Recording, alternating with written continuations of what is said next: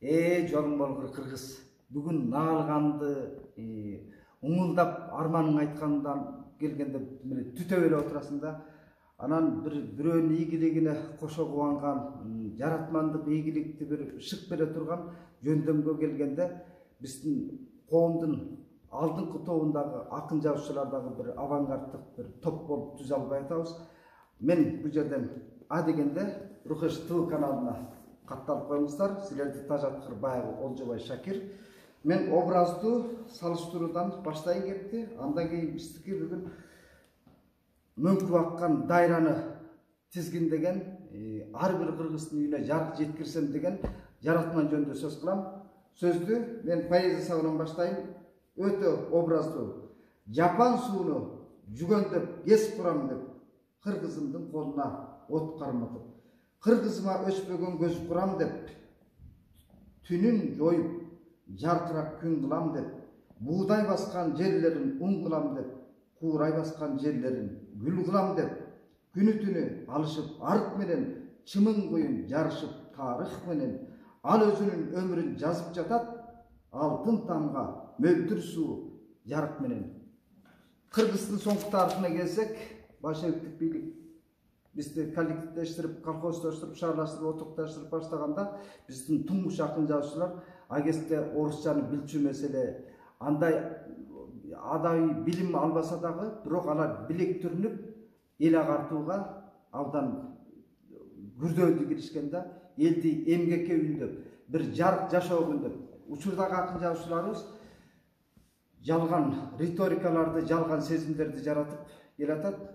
Алардан айырмаланган биздин туруктуу авторубуз Нуралы Капаровдун Досума кат деген китебинин ичинде кес жөнүндө сөз кылганы бар, оодасы. Ал ооданы Рахат Рысалиев деген биздин замандашыбызга арнаган. Эмесе биз бүгүн сөз кезегин Рахаттын өзүнө беребиз. Рахат дос, эчтеке ала бериңиз, иш процессинде Кыргыз бүгүн байым десе тойкана курат, башкасын куруп атат, элге ишкана берген, элди иш менен камсыздайын деген бир эр азаматтарыбыз да аз болуп атат. Бирок эң биздин сорубуз байларга болгон стереотиптин түшүнүгүбүз бар да. Капчыктуу десе биздин эл мындай сетиркеп карайт. Байдын образын бир элдин жон терисин сыйрып алып байган кишидей көрөт да. Ал эми сендей кес курган жаратмандарды биз бүгүнкү күндө чынында бир зоборосун көтөрүп, элге бир каарман катары көргөзүшүбүз керек. Мен бунун алдында Табылды Эгемердикти сөз кылбайм, атамекендик өндүрүштүн жол башчысы болуп калды да.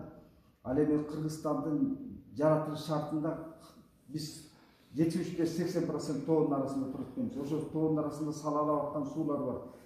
Кудай Таала берип койгон, ууштап берип койгон байлыкты биз жер үстүндө каймактап жаткан байлыкты колдоно албай, кен байлыктарыбызды касканга көз артып, көзүбүз кызарып атат да.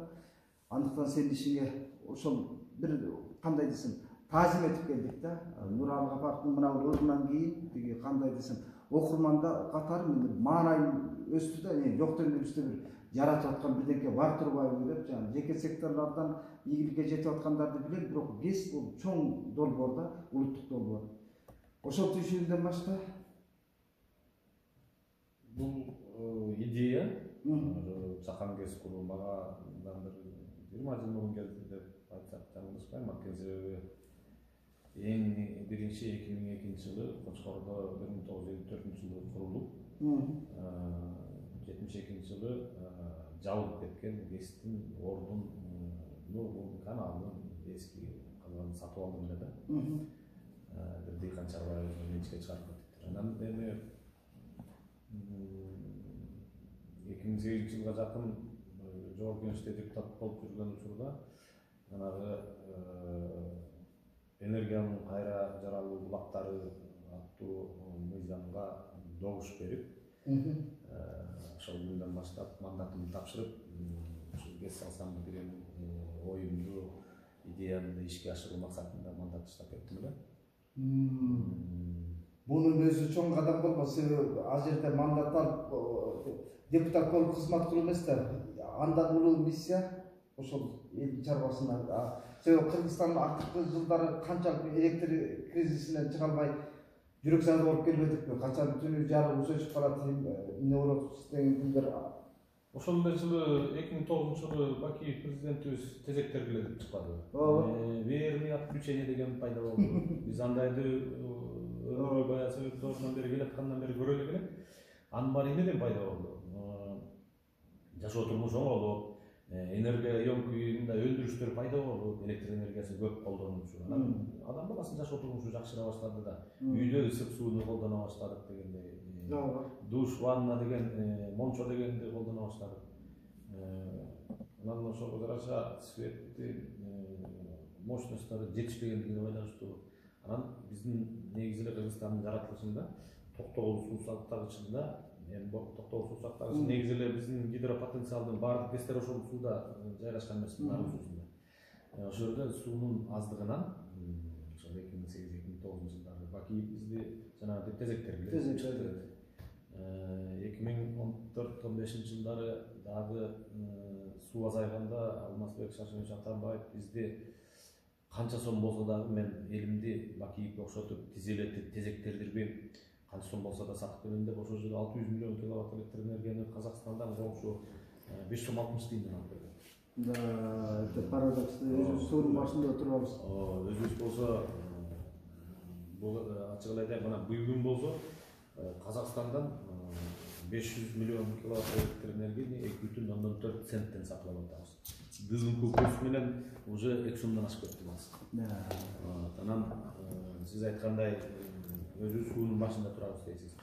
Токтогул каскады ишке кире электе Кыргызстанда бүт эле чакан кестер менен салынып электр энергиясы колдонулуп келген. Эң биринчи кестер 1926-1929 жылы салынган. Бүгүнкү күнгө чейин иштеп атат. Алабедин суусунда. Эски чакан кестер. Анан ошол убакта 200-ге жакын чакан кес болгон Кыргызстанда. Болгон бул үчүн баары. Анан жанагы чоң каскад пайда болгондон кийин анын майда кестин баарын жаап талап тоноп Кытайга темирин өткөзүп, ошо менен бүгүнкү күндө эки эле кес калган иштеп аткан. Бирөө Калининский кес деп коет, Карабатада. Карабата суусунда. Экинчиси ошо Ысык Ата суусунда Скатинский кес деп коет. Ошол дагы иштеп атат. Анан бул гидропотенциал ушунчалык кенен болгонуна карабастан биз эмнегедир эле чоң глобалдуу долбоорлорго эле асыла беребиз да. Ошо Верхненарынский каскад жөнүндө сөз кылабыз. Тетиги Камбарата жөнүндө сөз кылабыз. Алар деген миллиондогон, миллиарддаган долларларды өзүнө сарптала турган долбоорлор да. Анан бүгүнкү саясий кырдаалыбыз, коомдук саясий кырдаалыбыз ушундай болуп турганда туруктуу болгондуктан кайсы инвестор келет бизге? Мен түшүнбөйм. Айски инвесторлорду пайдалануу жагында көзүн таппай атат өкмөт. Болбосо Коктогулдун ичиндеги майда кестерди курганда экологиялык жактан да таза болот эле канча. Мен ошонун баарын 2017 жылдан бери, 18 жылдан бери кат менен президент Сооронбай Жээнбековго, премьер Абылгазиевге канча рет жогорку кеңешке чейин канча рет кайрылдым. Келгиле Каракөл шаарында Каракүлский ГЭС деген бар. Ал Каракүлский ГЭСтин уставы Минюстан алган бөлүгү, печаты, анан кийин бир 6-7 гектар жери бар болгон. Башка эчтекеси жок. Директори жок, кабинети жок, папкасы жок, бир тиын акчасы жок. Ошол ГЭСти мен салып берейин келгиле. Мамлекетке өнөктөш болуп берейин. 50% мамлекетке берейин, 50% мен алайын. Инвестиция акчаны мен таап келейин. Эч кандай мамлекеттин эмеси жок эле, кепилдиги жок эле. Деп канча катчастын бирөө дагы жоопсуз калбады. Ушунга чейин. Ал ГЭС болсо бүгүн жанагы фондко сунуштубада тизмеде турат да. Приватташтырууга же дагы башка эмне боло турган ишканалардын тизмесинде да. Анан эми ушул чакан ГЭСтердин ичинен мына мен Коңур өлөң Көксай ГЭСин 2017 жылы февралда баштап 2018 жылы февралда 1 жылда бүтүрдүм. Мени 2 жыл мамлекет кордоду. Биздин бийлик кордоду, мамлекет кордоду. Мага кордоо дегенде кандай бар? Бирок айталым, тоскоолдук бар. Тоскоолдук ошол. Башында мен ошол ГЭСти салууга уруксатын алып, Восток Электродан ачык акционердик коомдон техникалык шарттарын алып, алар менен келишим түзүп, сатып алат болуп, жанагы мыйзамдын негизинде. Баарын жасап бүтүп анан кийин ишке киргизгенде мен кесиптин светин албай коюшкан. Анан 2 жылда мен Айыл банктан алган процент 150 миллион сомдун проценти эле 28 миллион сомго өстү. Мына мен момунтук мени кордогонун айтып атам. Кордогон ошол мен. Банкрот деле Мындай жеткен 28. Бүгүнкү күндө да сатып алган жок да.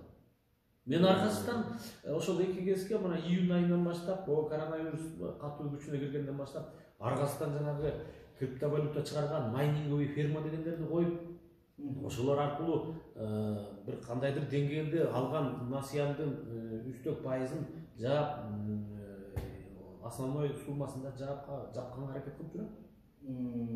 Мына мени кордогон ошол моментте.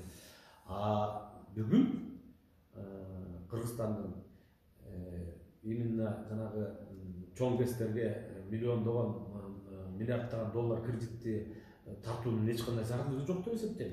Биздин Кыргызстанда мына азыр 500 миллионду сатып алып атат. Мен көчөлө бүгүн кат менен кайрылдым. Биздин жанагы мамлекет мына ГКПге. Алар 500 миллион киловатт электр энергияны сатып алып атат Казакстандан. Мен катымда 200 миллионун мен уже өзүм эле 2 жылда салып кестерди. Ишке киргизип, түбөлүккө ал кестер Кыргызстанда калып иштей берет. Мунун өзүнүн мультипликативный эффект дегени бар да. Пока мен курулуш жүргөнчө, ошолда курулуш тармагындагы чыгаруучу, курулуш материалдарын чыгаруучу ишканалар иштейт. Темир тезектерди саткан компаниялар иштейт. Мен алардан сатып алып барып кура берем. Жумуш орундары түзүлөт. Социалдык төлөмдөр бюджетке которулат. Анын баарын эч ким эстегиз көзүн тапкан киши кичине келген каттарчы жолунда көргөзүп берсиң да, мындай айтканда чайлап берипсиң да, ошону окуп келе берсең болот азырчы. Себеби коомчулук табыш керек да. Мындай ишке өкмөт эмнеге тоскоолдук болуш керек? Мен айтып атам, мынакей катымда жазып атам. Сложившаяся сегодня общественно-политическая ситуация, закрытие иностранных предприятий в горнорудной промышленности не дает возможности привлечь инвестиции в проекты строительства Верхненарынского каскада ГЭС и Хамбаратинской ГЭС. На фоне всевозрастающей нехватки мощностей, обязательств по поставкам электрической энергии по соглашению КАСа-1000, вынужденного товарообмена в объеме 300 миллионов киловатт-часов, бұл жерде айта кетіш керек. Товарообмен деген алдап аткан сөз. 300 миллион светти біз сууну агызып туруп электроэнергияны карызга убактылуу казактарга бердик. Анан кайра эле күзүндө бизге кайра берди, мына октябрь айында. Биздин суубуз бекер кетип калбады. Ошол жакта эмне үчүн бизге казактар өзүнүн газын, ошол эле көмүрүн акчага сатыш керек? Эмне үчүн биз буларга жай айында, булар аябай суу сап турган учурда Казакстандын чөлдөрүндөгү өсүп аткан буудай арпасын сугарыш үчүн, Өзбекстандын пахтасын сугарыш үчүн июнь-июль айларында бекер суу беришибиз керек. Мен ошого түшүнбөйм бүгүнкү күнгө чейин. Ошон үчүн бул чоң маселе. 300 миллион киловатт электр энергияны өндүрүш үчүн бекер бердик сууну. Андай болбош керек, биз сатышыбыз керек сууну. Бизде ошо чарбачылык жетекчилер жок. Анан мындай болот эле да. Эгерде биз Кыргызстанда чакан кестерди, Булуңгурттардын баарына тең бүт областтарга чейин сала турган болсок, бир 150 кести салып койсок чакан кести. Эртеңки күнү биздин токтогул суу сакталышындагы сууну биз үчүн коңшу мамлекеттер менен сүйлөшүүдө өзүнүн геосаясий мааниси аябай чоң болот эле. Бул орусча айтканда предмет торга болот. Соодалашуунун негизи болмок да. Кел, көмүрүңдү арзан баада бер, газыңды арзан баада бер деген маселелерди көтөрүп сүйлөшөт. Коңшулар менен мындай паритетный эмеде негизде сүйлөшө турган сөздөр. Өнөктөш катары гана тең ата. Биз болсо коргонуп болсолорго бакыштарга аларга чөгөлөп берип атпайбызбы? Мына бүгүн светтин канчадан сатып алып атабыз. Анан мен айтып атам, 2,4 цент менен бүгүнкү курс менен 84 менен 2 сомдон ашып кетти. 500 миллион киловатт электр энергия миллиард сомдон ашып атат. 1 миллиард сомдон. Эмне үчүн биз 1 миллиард сомду Казакстандын экономикасын көтөрүш үчүн жумшашыбыз керек? Эмне үчүн ушу биз 1 миллиард сомду өзүбүздүн эле ушу Кыргызстандагы ички инвесторлорду колдоп, алардын өндүргөн электр энергиясын милдеттүү түрдө мыйзамдын негизинде гана сатып алсак, эмне үчүн жарашпайт? Мына эптин баары ошол да. Ойбай, биз буга чейин айыл чарба, мал чарба продукциялар анча баба дыйкандар, фермерлер ыйлап эле керек да, ошо сыяктуу эле маселен ГЭС курган адистер мынтип отурсаңар, маселен өзүбүздүн колубуздан мүмкүнчүлүктү пайдаланууда бизге бир тоскоолдук эле өкмөттөн экен да, болбосо бизде ГЭС кургандарга адистер жетиштүүбү? Албетте жетиштүү. Ички инвесторлор мүмкүнчүлүгү жетеби? Толук жетет. Анда бир эле тоскоолдук өкмөттүк экен да. Өкмөт, бийлик, анан ошол жердеги бийликке келгенде, өкмөткө келген жетекчилердин сабатсыздыгы, тажрыйбасынын жоктугу, турмуштук, кесиптик тажрыйбасынын жоктугу. Эң чоң проблема ошондо. Ички инвесторлор эгерде мамлекет тарабынан, өкмөт тарабынан кепилдик болгон учурда толгон токой кестерди азыр дүркүрөтүп салса болот. Мында 20 жыл мурун Армения мамлекетинде өлкөсүндө аябай электр энергияга муктаждык пайда болгондо алар мамлекет мүмкүнчүлүк түзүп берген, бүгүнкү күндө 300ге жакын ГЭС салынды, жакан ГЭС. Бүт баары тең жеке менчик ГЭСтер. Баарын тең электр энергиясын өндүрүлгөн мамлекет сатып алат. Мамлекет элге берет, чоң өндүрүш ишканаларына сатат. А биздики андай жок. Бизде андай жок, маселе ошондо. Ошон үчүн биз ошол өзүбүздүн гидропотенциалыбызды сөзсүз түрдө үчөм чакан ГЭСтерди салуу менен өлкөнүн алыскы тоол райондоруна чейин салышыбыз керек. Анткени себеби Токтогул ГЭСинен чыгып келген электр энергияны транспортировать этебиз да, жана датка келген 500 киловаттык чыңалуу эмесинен, чубалгысынан. Ал келгенче технический потеря деген түшүнүк бар. Зым ысып атып эле электр энергиянын кубаттуулугу абага учуп кетет. Ошон үчүн андай нерселерди жокко чыгаруу үчүн ат башыга салыш керек, Ак Суу районуна, Түп районуна салыш керек, Таластын тетиги Кара Бурасынын Казак менен чектешкен жагына салыш керек, Баткендин тетиги Испанасына, Лейлегине салыш керек, Чоң Алайга салыш керек, алыскы тоол райондорго салыш керек. Ушундай келен мүмкүнчүлүк жаратат. Коңшулар нефти касыбы бар, канчасычы. Бизде агып жатат да, ошого ГЭС куруга келгенде Кыргызстандын экономикалык мүмкүнчүлүгү, күрөө тамыры деген ошол сууну бекер кой берип отурат да кайра жолуңор. Чакан ГЭСтин электр энергиясын жайдын күнү өндүрүп биз колдонуп. Ошол убакта эле биз Токтогул суу сактагычына жайдын күнү суу катуу келгенде суу сактагычты аябай толтурсак болот да. Анан аны кышка экономдоп, анан кышына ноябрдан баштап анан кенен кесир Токтогул суу сактагычындагы сууну кой берип электр энергия иштеп чыксак, анда биздин ТЭЦте көмүр жагуунун кажети жок болмок. Биз көмүр жагып ТЭЦте канцерогендерди абага алып чыгып түтүн менен адам баласынын өлүп көбүсүн алып келип атпайбызбы? Ар түрдүү. Биринчиден, экинчиден, могу шаардын тегерек четиндеги жана жаңы конуштарында жашаган элдер от менен кирип, гүл менен чыккандын ордуна эл катары, цивилизованный адамдар катары обогревательный сайып жашаганга да акчасын төлөп. Биз башкаларга суктанганга кыйын эмес.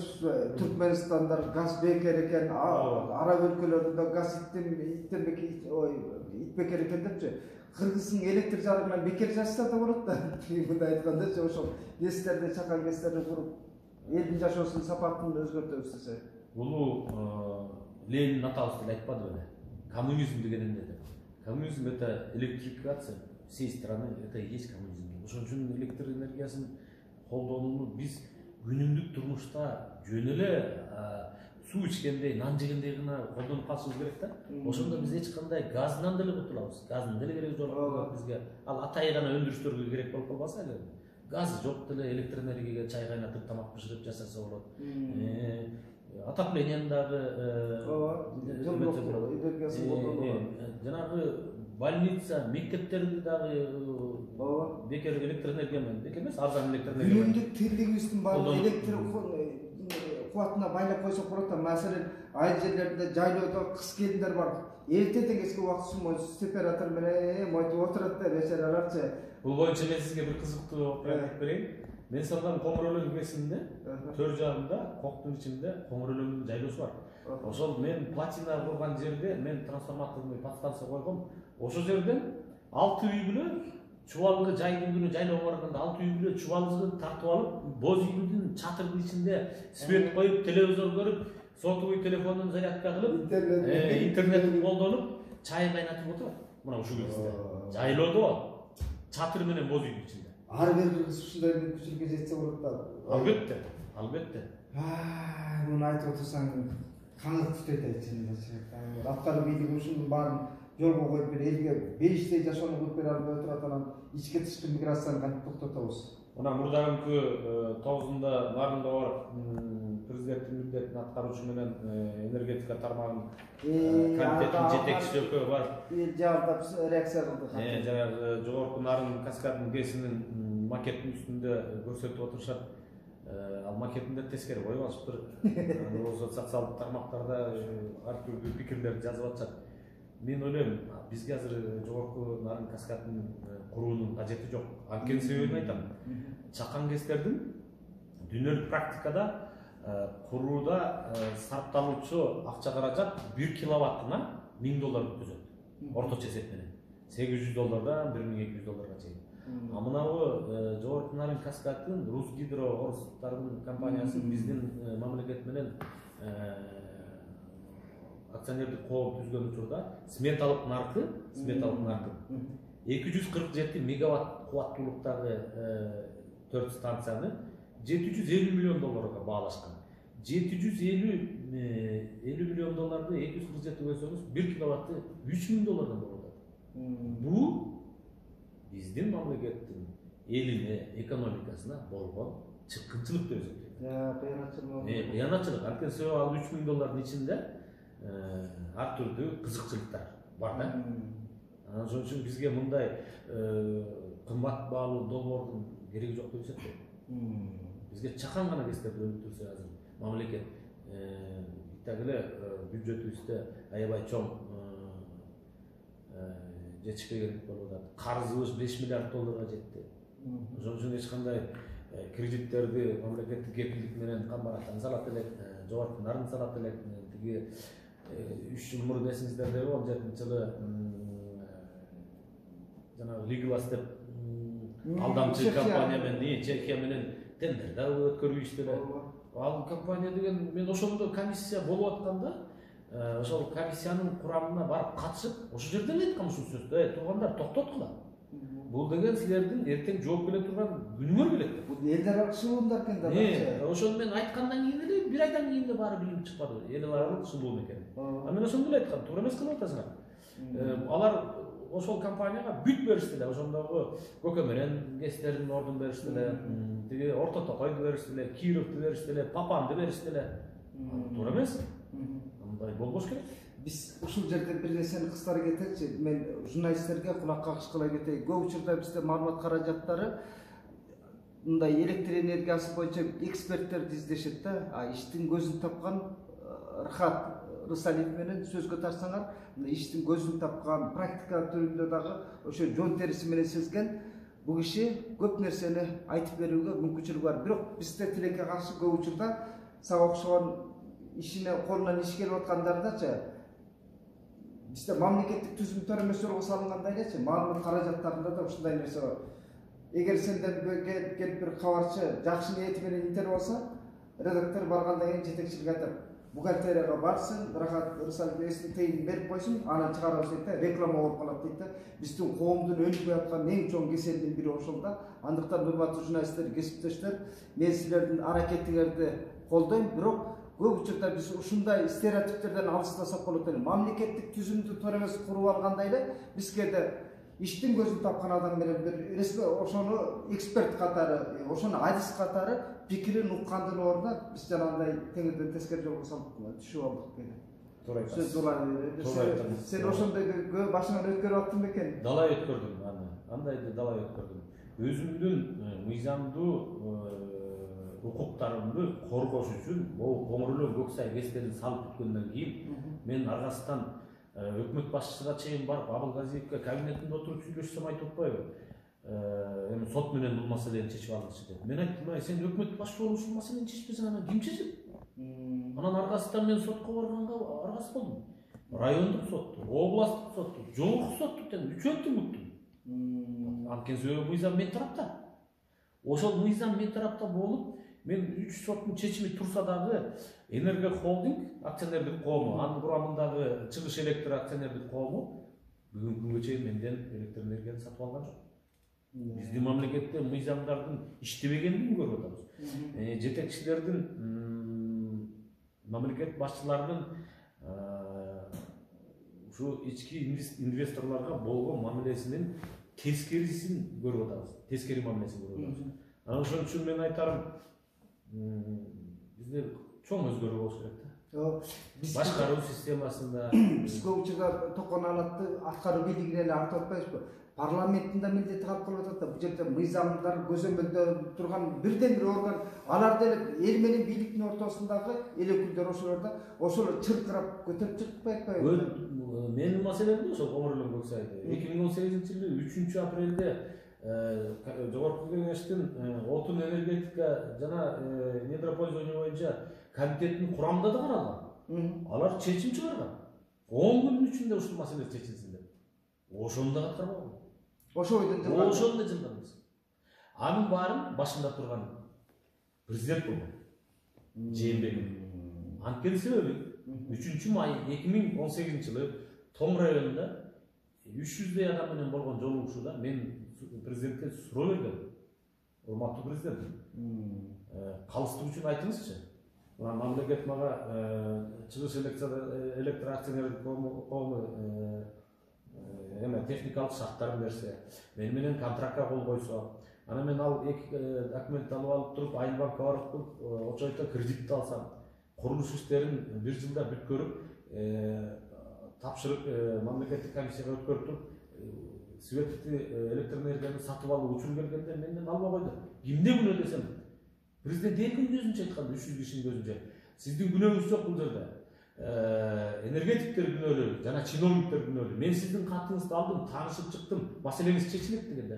Айткан сөздө турган жок. 2,5 жылдан бери эч жерде бул жөнүндө президенттин атынан чечим болгон жок. Саясий чечим болгон жок.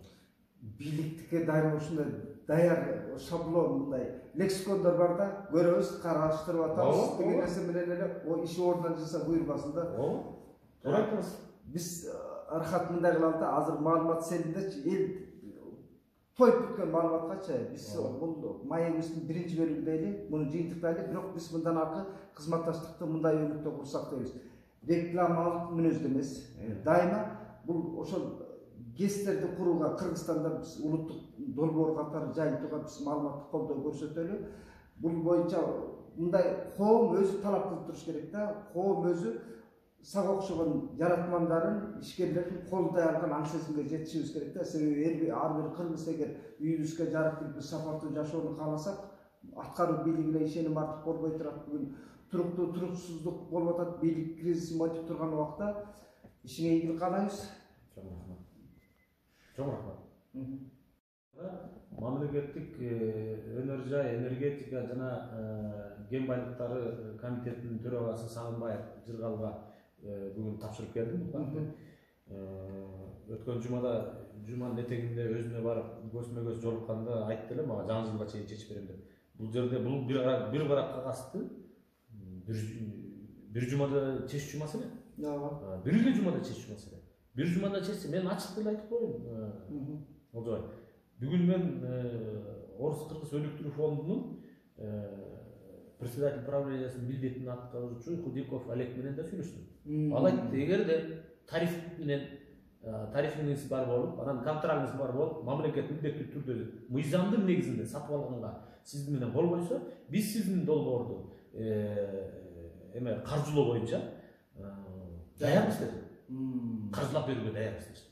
Ана мен айтып коем, могу жерде баардыгы суммарно 40 мегаватт түзгөн, жылына 200 миллион киловатт электр энергияны өндүрө турган Тоң, Алабаш, Актерек, Чоң Кемин, Гүлчө, Коңыр Өлөң, Көксай ГЭСтерин мен этап менен 2 жыл эң болбоду дегенде 3 жылда ишке киргизилгенге кудуретим жетет.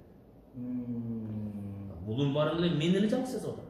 Эгер эртеңки күнү ошол эле Кыргызстандын ичиндеги ички инвесторлор, ошол эле Бабановго, ошол эле жанагы аюу магнаты Абдыкеримов Шаршенбекке, ошол эле Дордойдун кожоюну Салымбеков агайыбызга сунуштай турган болуп жүрсөк, мен ойлойм, биз 3 жылдын ичинде 40 эмес, 200 мегаваттык жылына bir 600 milyon kilovat elektr energiya öndüre turgan долбоорлорду ишке киргизип толук мүмкүнчүлүгүбүз бар. Ички инвесторлор менен. Ооба. Биз мындай кылабыз, Рухеш ТВ каналыныкы мына бүгүнкү көрсөтүлгөн нерсени бүгүнкү бийликке мындай көзүнө такап көрсөтөбүз.